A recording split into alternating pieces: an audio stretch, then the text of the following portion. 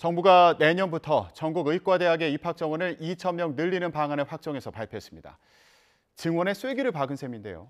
정부가 일사천리로 대학별 정원 배정까지 마무리하면서 의대 증원은 사실상 마무리된 것으로 보입니다.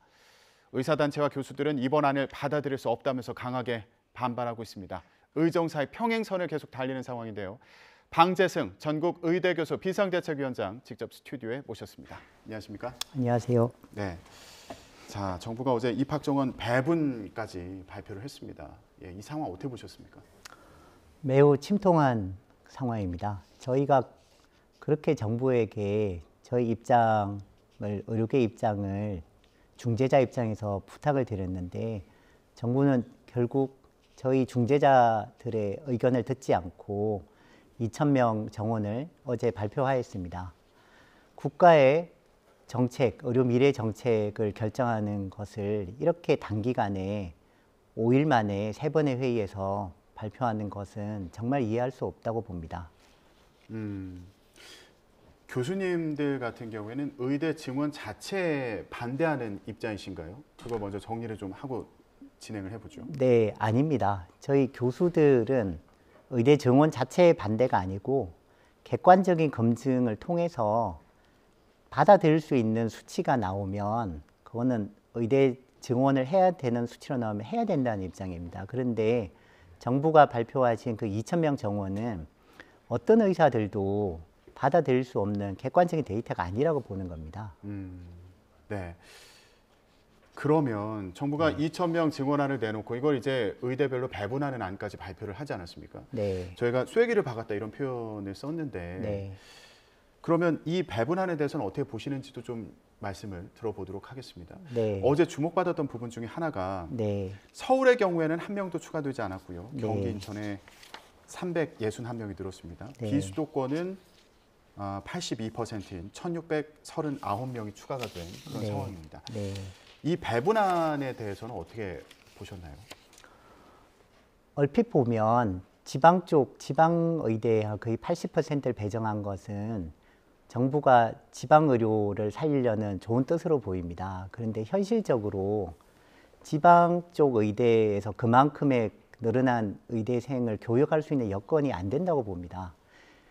현장 실무자인 교수들 입장에서는 갑자기 그렇게 늘어난 의대생은 제대로 교육시킬 수가 없습니다. 잘 아시겠지만 의과대학 교육이란 것은 그냥 강의실에서 교수가 강의를 잘 한다고 되는 것이 아니고 환자가 있어야 되고 환자가 교과서입니다. 그리고 시신 기증 등이나 그다음에 여러 가지 기자재가 필요한데 그게 없이 갑자기 몇 배를 이렇게 늘리면 당장 제대로 된 교육을 할 수 없고 질이 높은 교육이 되지 않기 때문에 의사들 수준이 떨어질 거로 예상합니다. 그거는 굉장히 심각한 문제입니다. 예. 지역의 의대 정원을 많이 배분한 측면이 네. 지방 의료를 강화하기 위한 것으로 네. 분석이 되고 있는데 이 부분은 어떻게 보십니까? 그거 자체는 의미는 좋습니다. 그런데 상식적으로 생각을 좀 해보십시오. 지방대 의대를 나왔다고 해서 그 의사들이 지방에 남겠습니까? 현재 의료 구조 시스템대로 그대로 간다면 전부 다 수도권 쪽으로 올라올 겁니다. 지방대 의대를 나온 학생들이 그 지역에 남아서 의료 봉사를 하고 어떤 자긍심을 가지고 일을 하려면 어떤 구체적인 그 뒷받침이 돼야 됩니다. 지방 인구가 소멸하고 있는데 병원을 크게 지어 놓는다고 해서 지방의 의사들이 거기 남을 리가 없지요. 지방의 인구 소멸에 대한 대책도 있어야 되고 그다음에 의료시설도 있어야 되지만 잘 갖추어진 능력에 있는 의사들이 거기에 남아서 일을 할 수 있는 사회적 기반이 갖추어져야 되지 그냥 지방대 의대만 왕창 늘렸다고 해서 의사들이 절대 지방에 남아있지 않을 겁니다. 예를 들면 어떤 방안들에 대해서 생각을 하시는지 그것도 좀 궁금한데요. 지방의료를 진짜 살리려면 필수의료, 지방의료, 공공의료가 같이 가야 된다고 생각합니다. 근데 정부가 이번에 필수의료 패키지로 내놓은 정책은 알맹이가 없는 허울뿐인 정책, 거의 선언문에 가까운 정책입니다. 실제로 필수의료, 지방의료 공공의료가 같이 가려면 그 재원이 있어야 되겠죠. 그런데 필수의료 패키지에 있는 정책대로 5년에 10조, 그럼 1년에 2조를 투입하겠다는 건데 건강보험 의료 재정이 1년에 100조입니다. 그러면 1년에 2조는 2%밖에 되지 않는데 건강의료보험 재정의 2% 가지고 필수의료, 지역의료, 공공의료를 살린다는 거는 정말 허울뿐인 정책입니다. 이런 정책을 만들어 놓고 의사들, 너네들은 왜 안 따르느냐 얘기하면 저희들은 정말 억울한 심정입니다. 지금 증원 규모에 대해서도 더 논의가 필요하다는 입장이신 거고요. 네. 그리고 정부가 어제 발표한 의대 정원 배분안에 대해서도 지금 추가적인 어떤 보완책이 없는 상황에서 의대 정원만 배분하는 건 의미가 없다. 이런 네. 말씀하신 것으로 이해가 됩니다. 네. 어제 발표 관련해서 전공의 대표 그리고 의대 교수협의회 그리고 의협 관계자분들이 만났다고 들었거든요. 네. 여기서 어떤 얘기 나누셨나요? 어제 회의는 전국의과대학 교수협의회, 이제 줄여서 전의교협이라고 합니다. 전의교협에서 주재한 회의이고 전국의과대학 비상대책위원회, 제가 들어가 있는 그 전의비하고는 다른 단체이지만 그 교집합으로 속한 교수님들이 많으십니다. 그래서 어제는 전의비 회원들도 같이 들어가서 이제 회의를 했고 그 회의 결과 아마도 오전에 전의교협에서 발표를 하실 것으로 예상하는데 진료 축소와 사직서 제출 선언을 하실 것으로 알고 있습니다. 그러니까요. 지금 우려하는 것 중에 하나가 네. 교수님들 이제 일괄 사직서 내겠다 이렇게 네. 발표를 하셔가지고 네. 그 대학 병원에 가는 환자분들이 이제 앞으로 어떻게 하나 네. 이런 걱정들 많이 하시거든요. 네. 예, 이 부분은 어떻게 보고 계세요? 네, 맞습니다. 그 사직서를 교수들이 제출하더라도 저희는 사직서가 공식적으로 수리되기 전까지는 최선을 다해서 지금의 진료 형태를 유지하겠다는 입장입니다. 그런데 국민들께서는 굉장히 좀 오해를 하고 계신 것 같습니다. 그렇게 생각하는 사람들이 국민들한테 사과도 하고 했던 교수들이 왜 사직서를 제출하느냐. 그래서 되게 분노하신 분들도 많은 것을 알고 있는데요. 저희가 진짜 솔직하게 좀 변명을 말씀드리자면 사직 그 국민들에게 한 사과는 저희가 비상대책위원회를 꾸려서 이제 이 사태를 들여다 보니 저희 교수들도 이 사태에 대한 책임이 상당히 있다는 걸 알게 됐습니다. 이 기형적인 의료 시스템을 그냥 방관만 하고 있었던 거죠.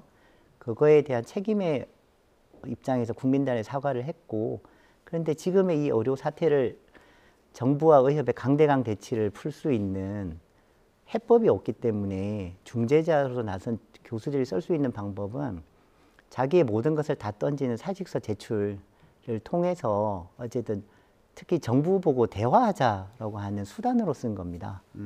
그래서 결국은 보면 국민을 버리는 것이 아니고 사직서를 통해서 이 사태를 빨리 해결해서 다시 진료 정상화를 돌려서 국민의 건강을 지키자 이런 뜻으로 이해해 주셨으면 합니다. 물론 정부에서도 지금 교수님들이 사직서를 내는 것에 대해서 이게 대화를 요구하는 것이다 이렇게 이해를 할 수도 있습니다만 한편에서는 이거 갈등만 더 극에 달하는 거 아니냐 이런 걱정을 하는 경우도 있지 않습니까? 맞습니다. 예, 대화의 가능성은 열려 있다고 보십니까? 저는 아직 대화의 가능성이 열려 있다고 생각합니다. 특히 정부가 전공의들의 그 사법적인 조치를 좀 풀어주신다면 전공의들이 대화의 장으로 나올 수 있다고 생각합니다. 그런데 지금처럼 너무나 강압적으로 2,000명은 그냥 발표를 해버리고 전공의들은 사법 안 들어오면 사법 조치를 한다. 3월 25일부터 이제 면허 정지가 공식적으로는 들어갈 수 있는데요. 그렇게 강압적인 태도로 대화의 장으로 나오라고 하면 어떤 전공의들이 나오겠습니까?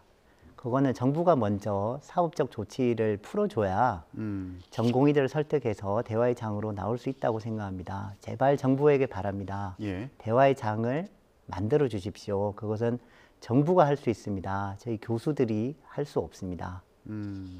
전공의들 면허정지 처분과 관련해서 말씀을 하셔서 그것과 네. 관련해서 좀 질문을 드리겠습니다. 네. 전공의 면허 정지 처분이 이제 곧 이어질 것이다 이런 전망이 나오고 있는데 이게 네. 앞으로 의료 현장에 어떤 영향을 미칠 거라고 보십니까?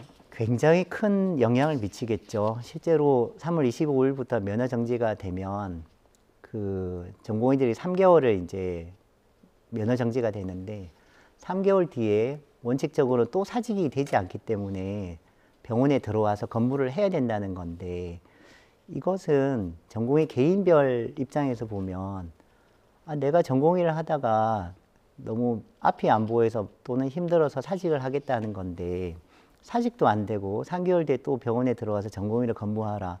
이거는 전공의들 입장에서 봐서는 노예 계약이나 다름없습니다. 그러면 이렇게 진짜 면허 정지가 되면 전공의들 입장에서는 이 나라를 떠나고 싶을 겁니다. 미국 의사시험이나 싱가포르 의사시험 사이트가 폭주한다는 그 기사를 봤습니다. 전공의들이 오죽해서 그런 판단을 하겠습니까? 이거는 단지 애국심의 문제로 몰아붙일 것은 아닙니다. 전공의들이 미래가 안 보이고 내가 필수 의료를 했을 때 그나마 국민들로부터 좀 자긍심을 갖고 존경심을 받고 이렇게 살고 싶을 건데 이것은 전공의들의 꿈을 완전히 짓밟아버리는 행위였다고 생각합니다. 교수님, 그러면 네. 만약에 정부에서 이 전공의들 면허 정지 처분과 관련해서 일단 멈추고 대화의 장을 만든다면 이제 전공의들 나갈 수 있을 것이다 이렇게 말씀해 주셨잖아요. 그런 상황이라면은 그 의대 교수님들, 의대 교수들의 사직서를 제출하겠다 이 움직임도 멈추는 겁니까? 아니겠죠. 진짜 정부에서 만약에 그렇게 풀어서 그 사업적 조치를 풀어서 이게 대화의 장으로 이렇게 한다 그러면 사직서 제출을 죄송합니다. 제가 이해를 잘 못해서 죄송합니다. 맞습니다. 정부가 만약에 전공의 사법적 조치를 풀어주고 대화의 장으로 한다 그러면 저희 교수들도 사직서 제출을 철회할 가능성이 있다고 봅니다. 예. 네. 그런데 여기서 또 한 가지 드는 궁금증이 네. 일단 정부는 2,000명 정원에 대해서는 변함이 없다는 입장을 고수하고 있는 거 아닙니까? 맞습니다. 예, 교수님도 그렇게 이해하고 계신 거죠? 네. 그런데 이게 어떤 대화의 가능성이 있는 걸까요? 2,000명 정원을 유지를 하더라도 저희 특히 이제 서울대 비대위 중재안은 객관적 검증을 좀 통해 보자 이런 겁니다. 그래서 정부가 도저히 2,000명을 올해는 못 걷겠다고 그러시면 내년에라도 올해 객관적 검증을 통해서 예. 내년 정원은 그 데이터에 나온 대로 좀 객관적으로 배치해 보자 이런 생각을 좀 할 수 있을 거라고 생각합니다. 예. 정부에서 2,000명을 증원하겠다는 입장을 만약에 바꾸지 못하겠다는 상황이라면 네. 이거 한번 검증해 보자. 네. 그래서 올해는 만약에 2,000명을 늘린다고 만약에 그렇게 가더라도 네. 이후에 어떻게 할지 논의를 해야 된다. 맞습니다. 예, 이런 요구를 하고 계신 거군요. 네. 그 대화를 하자. 대화에 네. 대해서 그런 얘기를 하자는 말씀이시죠. 맞습니다. 그런데 의대 정원 배분까지 마쳤잖아요. 네. 저희도 계속 이제 쐐기를 박았다. 네. 이런 표현을 쓰고 있는데 그럼 네. 이거 되돌리기는 어려운 거 아닙니까? 맞습니다. 되돌리기는 어려운데 객관적인 이제 절차는 그 대학에서 그 학칙을 개정하고 그다음에 한국대학교육협의회 대교협에서 승인을 해줘야 5월에 입시 요강을 발표할 수 있습니다. 그래서 그 과정이 아직은 한 달 반 정도 시간은 남아 있다고 생각합니다. 정부와 대화할 수 있는 마지노선은 그때까지인 겁니까? 저는 그때까지라고 생각합니다. 그런데 그것보다 의대생 유급이 이제 시작이 되고 있습니다. 그래서 사실은 3월 말이 지나면 4월로 접어들면 의대생부터 유급이 되기 때문에 전공의들이 돌아온다고 한들 내년에 인턴 선생님들이 없고 그 의료 공백이 커지게 되기 때문에 사실은 3월 말이 마지노선이라고 생각합니다. 전공의들이 만약에 현장에 돌아가더라도 의대생들이 유급될 수 있어서 맞습니다. 예, 네. 의료 공백이 이어질 수 있다. 그러니까 그 네. 전에 빨리 대화의 장을 만들자. 3월 말 전에 맞습니다. 대화의 장을 만들자. 네. 그리고 검증하자. 2,000명 맞습니다. 괜찮은지. 객관적인 검증을 해보자는 겁니다. 그 의대 정원 배분과 관련해서 좀 더 여쭤보고 싶은 부분이 네. 지금 수도권을 제외하고 이제 지역에 많은 부분이 이제 배정이 되지 않았습니까? 네. 그 부분에 대해서도 간단히 얘기를 했는데 네. 이 늘어난 학생들을 현장에서 가르칠 수 있는 여건이 되는가? 네. 일부 학교들 같은 경우에는 이제 가능하다는 입장을 밝힌 것으로 알고 있습니다. 네. 교수님은 어떻게 보고 계세요? 안 된다고 생각합니다. 그 현장에 학생들 가르치는 교수 입장에서는 의대생이 정원에 보통 뭐 2배로만 늘어도 그 실습 학생들이 나올 때 수술장에 만약에 제 개인적으로 제 수술 보는 학생이 2명씩 들어오는데 4명이 들어오면 수술장에 설 자리도 없지만 잘 보이지도 않습니다. 예. 그거는 완전히 부실 의대 교육이기 때문에 의사들의 수준이 떨어질 수밖에 없습니다. 예. 결국 국민에게 안 좋은 영향이 미치겠지요. 자, 지금 의대 증원과 그리고 어제 발표한 그 의대 정원 배분안에 대해서 여러 가지 지적을 해주신 그런 상황인데 이게 학교에서는 밀어붙일 수 있지 않습니까? 학교에서는 이걸 이제 절차를 진행을 해서 의대 정원을 받아서 입학생들을 받고 싶은 상황일 텐데 교수들이 저항을 한다면 이게 또 내부에서 충돌이 일어나는 거 아닌가 이런 생각도 해봤습니다. 학교 내에서의 갈등이나 충돌 가능성도 있는 상황인가요? 아마 충분히 가능한 게 아니고 그렇게 될 거라고 생각합니다. 의과대학 학장님들이 써낸 의대생 정원 배정은 350명이었습니다. 그런데 이번에 2,000명으로 이렇게 발표를 하셨지 않습니까? 학장님들이 아무런 생각 없이 350명으로 내지 않으셨었겠죠. 현장에 근무하는 교수들 입장에서 따져봤을 때 예. 350명이 2,000명으로 뛸 정도로 이렇게 많은 그 수가 부풀려졌을 때는 제대로 된 의대생 교육을 할 수가 없습니다. 그래서 정말로 이것은 5월에 입시 요강이 발표되기 전에 정부가 다시 한번 생각해 주셨으면 하는데 너무나 네. 현실적으로는 어려워 보여서 예. 어제 의사들, 전공의들이 너무나 큰 낙담을 하고 이제 완전히 강을 건넌 거 아닌가 이런 분위기 속에 침울한 분위기 속에 있습니다. 지금 현장의 분위기는 굉장히 침울하다. 맞습니다. 예. 네. 자, 지금 이런 상황에서 그러면 키는 정부에서 갖고 있는 겁니까? 맞습니다. 저희들은 교수들은 그렇게 생각합니다. 그럼 저희가 시간이 다 돼서요. 정부 측에 대화를 요청하고 계신 상황인데 마지막으로 전하고 싶은 말씀 부탁드리겠습니다. 국민 여러분께 정말 죄송합니다. 그런데 정부에게 정말 바라는 게 있습니다. 의사나 정부는 전부 다 대한민국 국민을 생각합니다. 그런데 지금의 의료 사태로 돌아가는 방향은 대한민국 전체 국민의 건강이 위험해지고 있습니다. 정부께서 제발 마음을 좀 푸시고 대화로 좀 나오십시오. 그러려면 전공의들의 사법적인 조치를 먼저 풀어주시고 전공의들을 먼저 끌어안고 대화의 장으로 나오라고 해야 됩니다. 그렇지 않은 상태에서 무조건 대화하자, 대화의 장은 열려 있다. 저희 교수들이 봐도 공허한 메아리로 들립니다. 제발 정부에게 말씀드립니다. 대화하십시다. 부탁드립니다. 네, 알겠습니다. 정부의 의대 증원과 그리고 어제 발표된 입학정원 배분안과 관련해서 방재승 전국 의대교수 비상대책위원장과 함께 얘기 나눠봤습니다. 네, 오늘 말씀 고맙습니다. 감사합니다.